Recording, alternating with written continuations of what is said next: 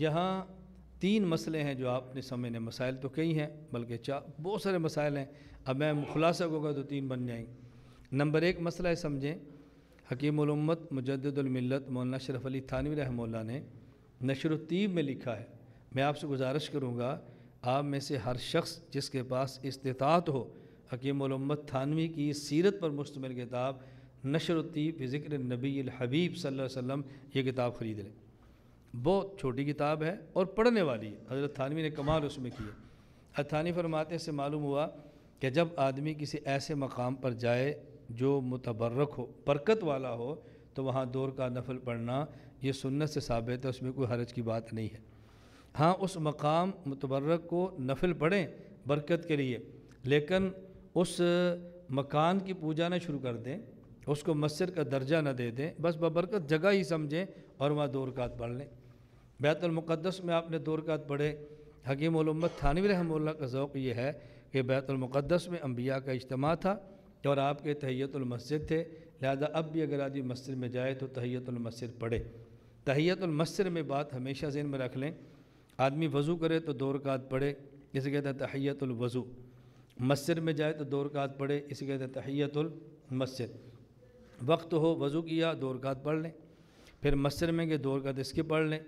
لیکن اگر کوئی شخص تحیۃ الوضو تحیۃ المسجد کی بجائے مسجد میں جائے اور وقت کم ہو، 4 رکعت سنت پڑھے یا 2 رکعت سنت فجر کی پڑھے اور اس کے بعد فجر کی نماز، فجر میں تو ویسے ہی فجر کی نماز سے پہلے نہ تحیۃ الوضو ہے نہ تحیۃ المسجد ہے، وہ تو خلاف سنت ہے۔ آپ عصر کے لیے وضو کیا، ظہر کے لیے وضو کیا، مسجد میں گئے ہیں، اب اگر آپ 4 رکعت سنت پڑھتے ہیں تو جماعت میں شامل ہوتے ہیں، لیکن اگر 2 رکعت تحیۃ الوضو پڑھیں، تحیۃ المسجد 2 رکعت پڑھیں، پھر 4 رکعت سنت پڑھیں، فرض کی 1 رکعت چلی جائے، اس سے بہتر ہے تحیۃ الوضو اور تحیۃ المسجد چھوڑ کر براہ راست 4 رکعت سنت پڑھیں اور اسی کے اندر ان دونوں کی بھی نیت کر لیں، اللہ پاک ان دونوں کا اجر بھی عطا فرما دے گا۔ یہ فرض کی 1 رکعت قطع نہ جانے دیں، تکبیر تحریمہ بھی نہ جانے دیں۔ اور دوسری بات یہ سمجھیں کہ نبی کریم صلی اللہ علیہ وسلم نے 5 مقامات پہ براق سے اترے ہیں اور 5 مقامات میں نوافل پڑھے ہیں، اور آپ نے جو نوافل پڑھے ہیں اس کو 2 رکعت پڑھا ہے، 2 رکعت سے کم آپ نے کہیں بھی نہیں پڑھا۔ اب آپ اندازہ فرمائیں کہ اس سے لمبا سفر، اس سے مختصر وقت میں آج تک دنیا میں نہ کسی نے کیا ہے اور نہ ہی کسی نے کرنا ہے۔ تو جب سفر بہت لمبا ہو اور وقت بہت مختصر ہو تو پھر نماز چھوٹی سے چھوٹی پڑھی جاتی ہے۔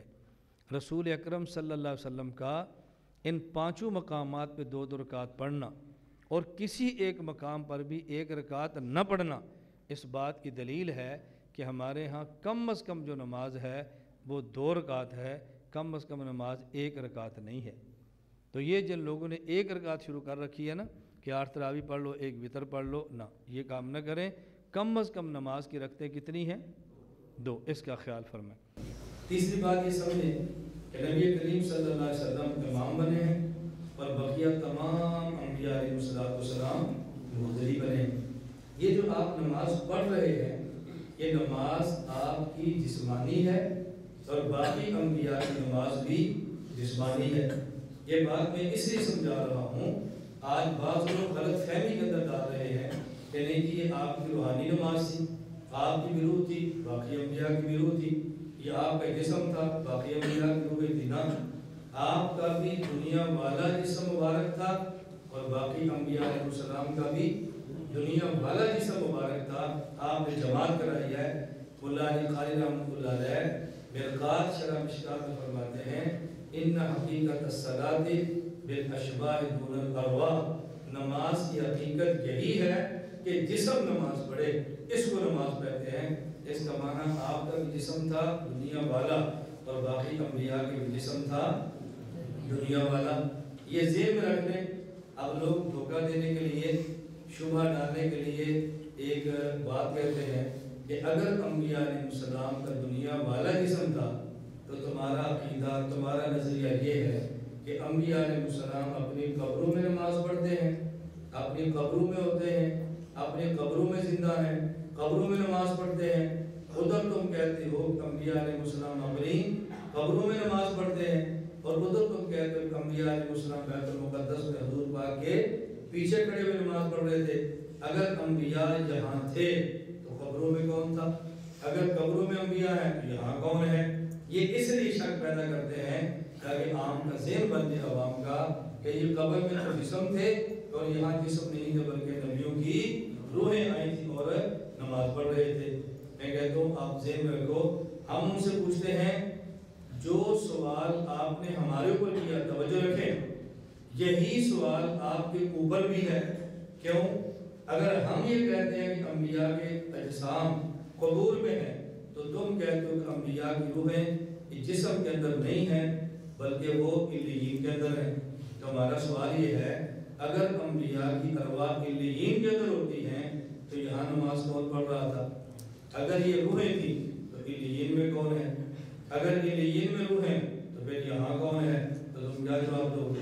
اب اس سے دوڑنے کے لیے کہہ دیں گے نہیں جی نبیوں کا قبر تو جسم میں ہوتا ہے، روح علیین میں ہوتی ہے اور یہاں جس میں مثالی آ گیا تھا۔ اس سے دوڑنے کے لیے کیا کہتے ہیں؟ جس میں مثالی آ گیا تھا۔ تو کہتے ہیں اگر جس میں مثالی آ گیا تو آپ کہہ سکتے ہیں روح مثالی آ گئی تھی، آپ جسم میں مثالی کیوں کہتے ہیں؟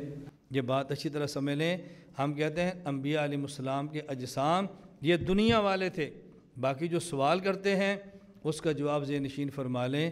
میں نے کئی بار عرض کیا، ایک ساتھی نے مجھے فون اٹک سے کیا اور مجھے کہتا جی انبیاء علیہ السلام بیت المقدس میں جو حضور اکرم صلی اللہ علیہ وسلم پیچھے نماز پڑھ رہے تھے وہ کون سے جسم تھے؟ میں نے کہا دنیا والے۔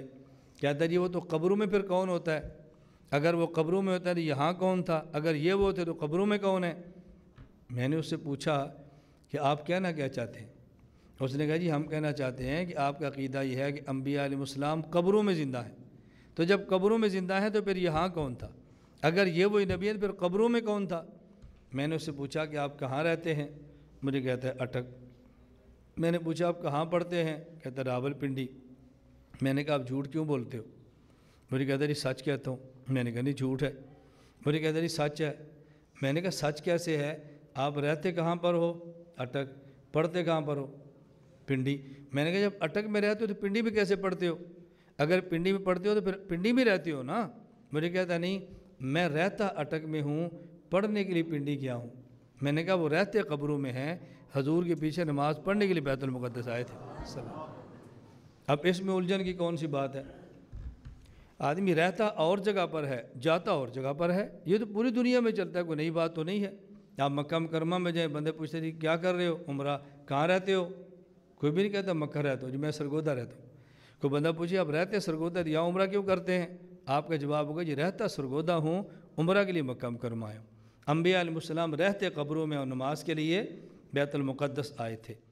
لا الہ الا اللہ، لا الہ الا اللہ، لا الہ الا اللہ، ما لنا رب سوا۔